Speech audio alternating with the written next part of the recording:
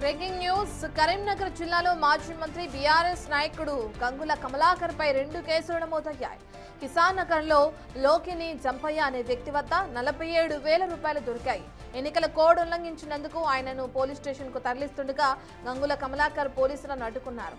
జంపయ్యను బలవంతంగా అక్కడి నుంచి తీసుకెళ్లడంపై 3 టౌన్ పోలీస్ స్టేషన్ లో కేసు నమోదైంది. ఎన్నికల కోడ్ ఉల్లంఘిస్తూ ప్రెస్ మీట్ నిర్వహించి ఓటు వేయాలని కోరడంపై మరో కేసును నమోదు చేశారు పోలీసులు.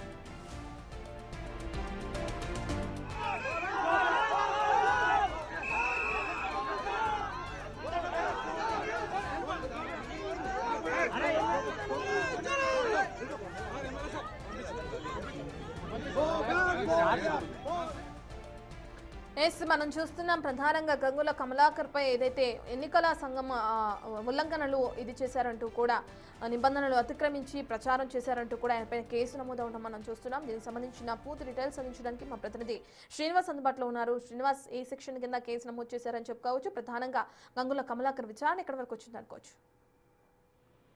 రత్న, నిన్న మున్సిపల్ ఎన్నికల సందర్భంగా ఇటు పోలీసుల పైన దురుసుగా ప్రవర్తించాడు అని చెప్పి, అదేవిధంగా ఎన్నికల సందర్భం లోపల కోడ్ ఉల్లంఘించి బీఆర్ఎస్ కు ఓటేయాలని చెప్పి మీడియా సమావేశం లోపల మాట్లాడారని చెప్పి అయితే 2 వేరు సందర్భం లోపల కరీంనగర్ పోలీసులు మాజీ మంత్రి కరీంనగర్ ఎమ్మెల్యే గంగుల కమలాకర్ పై కేసు నమోదు చేసినటువంటి పరిస్థితి అయితే నిన్న కిసాన్ నగర్ లోపల ఇటు బీఆర్ఎస్ సంబంధించినటువంటి నాయకుడు అక్కడ డబ్బులు పంచుతున్నాడు అని చెప్పి ఆదేశాలు రావడంతో పోలీసులు అతన్ని అదుపులోకి తీసుకొని ఆ జీప్ లో ఎక్కించి పోలీస్ స్టేషన్ కు తరలించేటువంటి ప్రయత్నం చేస్తున్నటువంటి సందర్భం లోపల అక్కడికి వెళ్ళినటువంటి మాజీ మంత్రి గంగుల కమలాకర్ పోలీసులతో గొడవ పడమే కాకుండా ఆ వ్యక్తిని ఆ జీప్ నుంచి కిందికి దింపి పంపించడంతో ఈ విషయాన్ని పోలీసులు అయితే సీరియస్ గా తీసుకున్నటువంటి పరిస్థితి కనబడుతుంది. అదేవిధంగా నేను ఓటు వేసేటువంటి సందర్భం లోపల బయటకు వచ్చి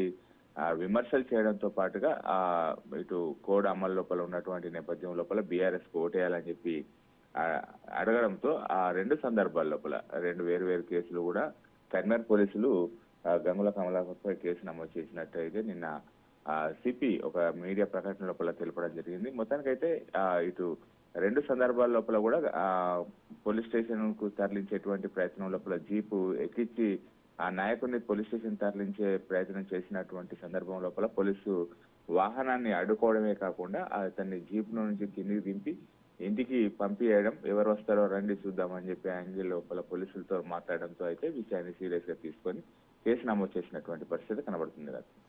శ్రీనివాస్, ఇంతకు ముందు నుంచే గంగుల కమలాకర్ ఎప్పటి నుంచో రాజకీయాల్లో ఉన్నారు. ఆయన ఎంతో సీనియర్ మోస్ట్ లీడర్ అని చెప్పుకోవచ్చు. అటువంటి ఆయన ఈ విధంగా వ్యవహరించడాన్ని ఏ విధంగా చూడొచ్చు? అంటే పోలీసుల దగ్గర నుంచి నిందితుడిని బయటికి తీసుకురావటం కానీ, లేదంటే ఏదైతే ఎన్నికల నిబంధనలు ఉన్నా కానీ వాటిని అతిక్రమించి ప్రెస్ మీట్ పెట్టి ఓటు వేయాలని అభ్యర్థించడం కానీ, వీటన్నిటిని ఎలా చూడొచ్చు?